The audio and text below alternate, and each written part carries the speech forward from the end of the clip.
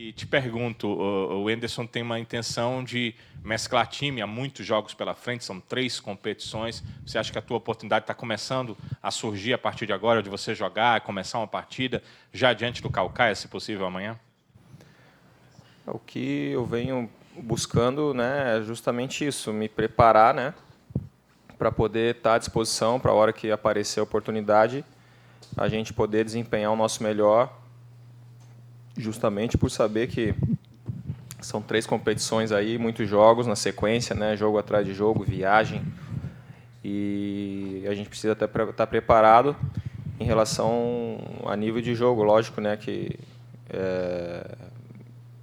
esse condicionamento de jogo você realmente só consegue jogando, né, e eu participei dos 45 minutos só do segundo tempo contra o Pacajus, e precisa, né, tá evoluindo, mas os treinamentos, né, do professor já são treinamentos intensos, né, já são treinamentos que vão te condicionando para tu ficar numa melhor forma física, ao mesmo tempo, né, trabalhando tudo aquilo que ele já pensa, né, de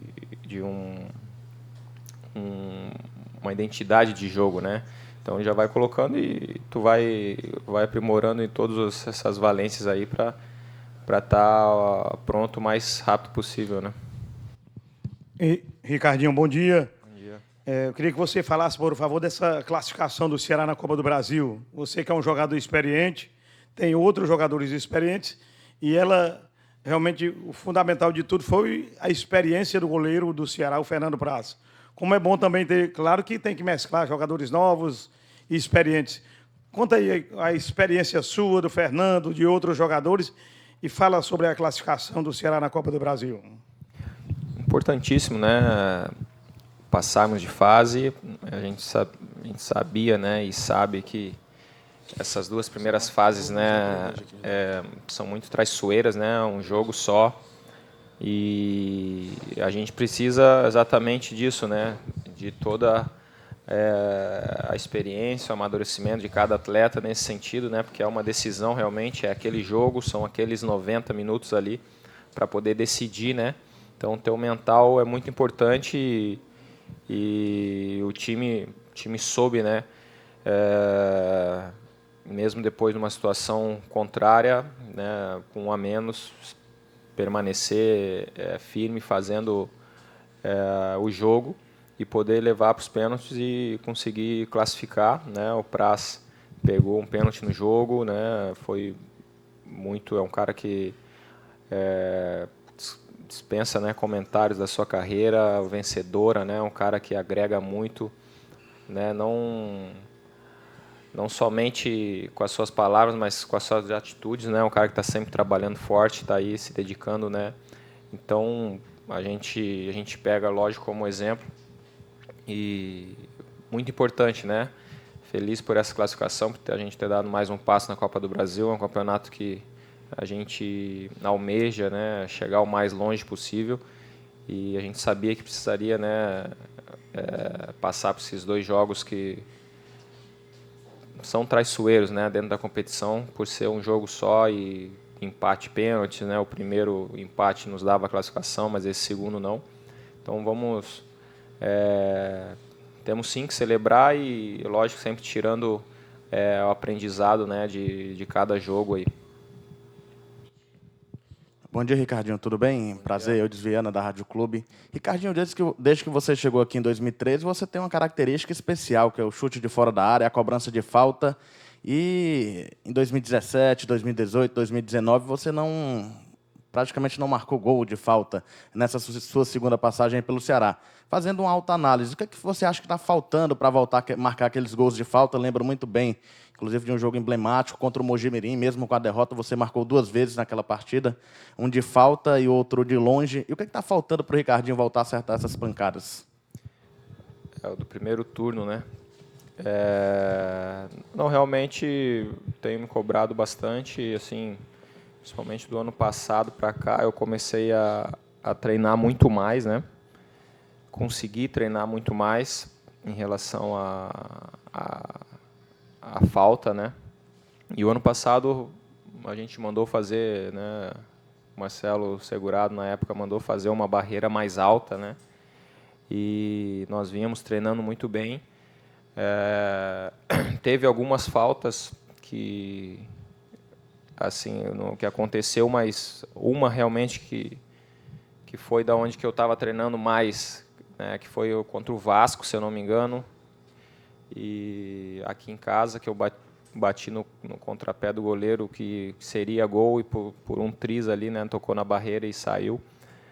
Mas tem que continuar treinando, né? Aprimoramento, aperfeiçoamento, né, de movimento, repetição, e a gente tá treinando, né? Esse ano ainda não tive ainda essa possibilidade, mas tenho certeza que esse ano vai sair no momento certo, porque estamos trabalhando para isso. Espero poder voltar a marcar um gol de falta aí novamente, né? Por ser uma característica, né? Como tu falou, minha, e onde eu tenho alguns gols aqui no Ceará, né? De falta, se eu não me engano, são 10 ou 11 gols. E importante poder voltar, né? A marcar assim. Mas tenho certeza que no momento certo vai sair, e continuar trabalhando para que isso venha possa se repetir, né, muitas vezes esse ano.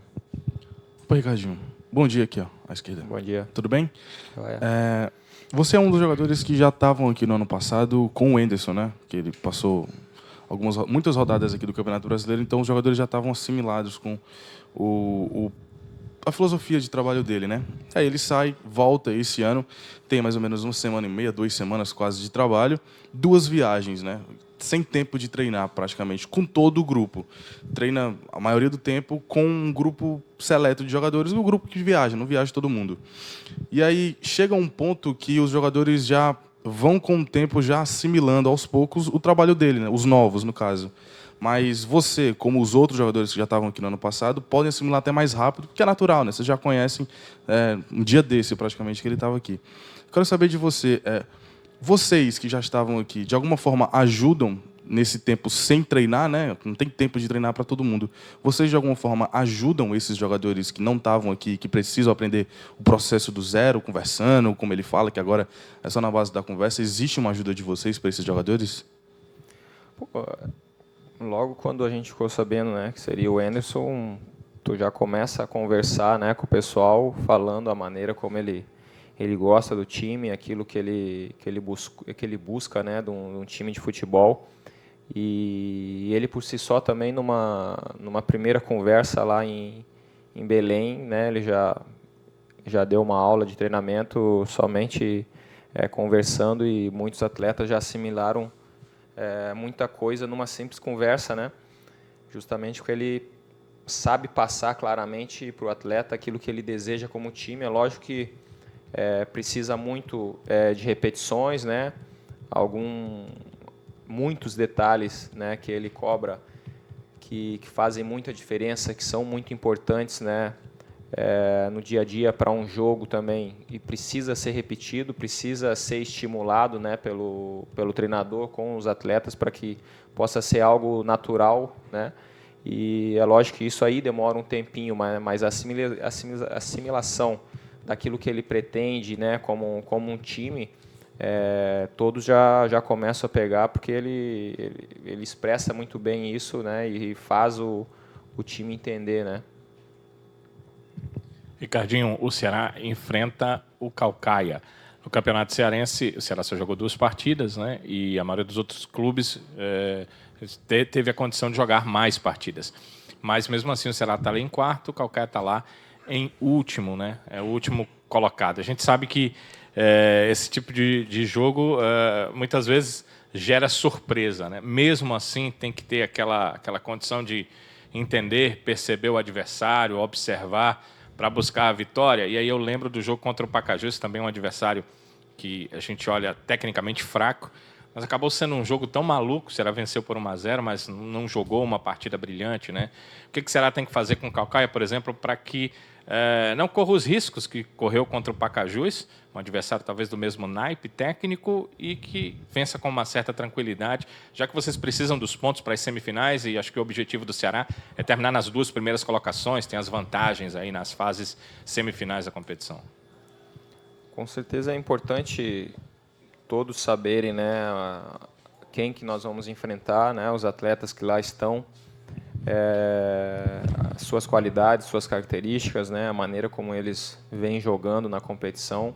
A gente precisa saber e entender um pouco, né, mas o mais importante é nós impormos o nosso jogo, aquilo que, né, aos poucos o Anderson vem colocando novamente, para fazer andar o nosso jogo, se impor, né, dentro de casa, colocando o nosso nível, o nosso melhor nível naquele jogo. Sabemos que todo jogo é o mais importante, né, e o próximo sempre se torna o mais importante. E como tu falou, estamos em quarto, precisamos somar pontos, porque são poucos jogos, né, para que a gente possa chegar numa melhor colocação e com vantagens, né, para as próximas fases. Mas passando por um jogo decisivo diante do Caucaia, mas eu vejo que é a gente ir colocando, implementando aquilo que o Anderson quer como time e se impondo, né, diante do adversário, para a gente conseguir um excelente resultado, né. O Ricardinho, o que é que você projeta para este ano, para você lutar para ser titular? O Anderson gosta muito do seu futebol. O que é que você pensa deste ano para o Ricardinho? Rapaz, mais motivado do que nunca em me preparar, né? Eu preciso ter isso em mente, que eu preciso estar preparado para poder desempenhar o meu melhor e poder ajudar, né, o Ceará, ao grupo. E então meu foco, meu objetivo é cada vez mais me preparar em todos os detalhes, buscando sempre a minha excelência e podendo ajudar, independente se está jogando ou não, poder ajudar em treinamentos, né, no nível de treinamento, em conversa. Mas é lógico que todo jogador quer estar em campo, quer estar atuando, né? Mas eu tenho muita consciência, tranquilidade comigo, que eu preciso estar bem, eu preciso estar bem preparado para poder ajudar, né? Então é natural, os meninos que estão jogando estão bem, né? Um nível também excelente, já estão num ritmo de jogo também bem acima, né? É natural, tem muito jogo pela frente.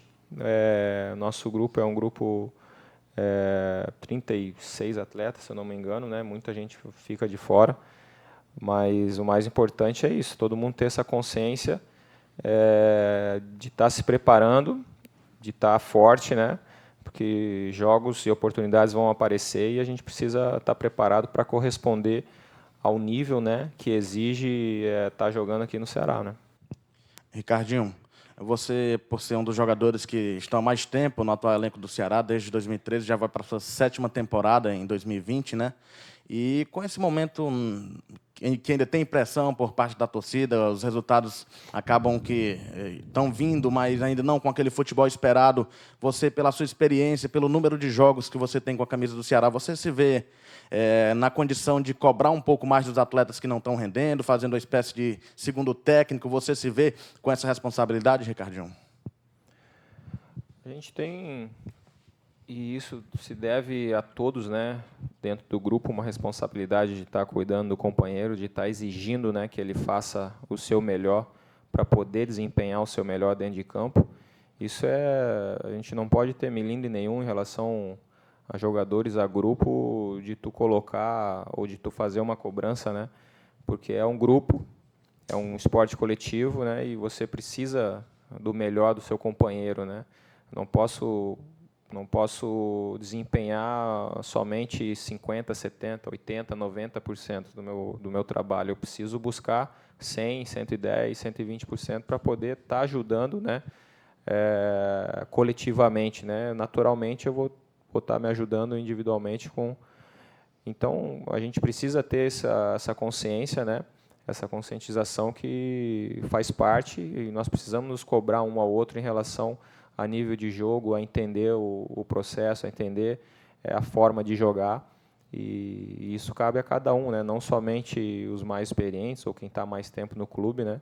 Temos que fazer logo, né, essa unidade como grupo para a gente poder cada vez mais nos ajudar a desempenhar um melhor ali dentro de campo, né?